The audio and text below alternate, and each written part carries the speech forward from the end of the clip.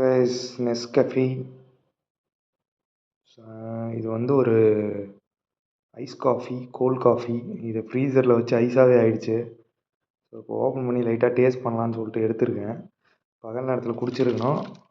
இது வந்து ஃப்ரீசரில் வைக்காததுனால குடிக்கல. இதோட ப்ரைஸ் வந்து எவ்வளோன்னு பார்த்தீங்கன்னா ரூ. 50. ரூ. 50 கோல்டு காஃபி குடிக்கிறேன். அதோட அருமை தெரியாமல் போயிடுச்சு. அப்படிலாம் இல்லை, சரி என்ன தான் இருக்குது இதில் அப்படி நம்ம வாழ்க்கையில் குடிச்சே பார்த்துடணும் அப்படின்னு சொல்லிட்டு வாங்கினேன். சாப்பிட்டு பார்ப்பேன் எப்படி இருக்குன்னு. நல்லா இருக்குது. இது எப்படி இருக்குன்னா, அந்த ஆல்பென்லீபே சாக்லேட்டை வந்து கரைச்சி உள்ளே ஊற்றினா எப்படி இருக்கும் அந்த மாதிரி இருக்குது.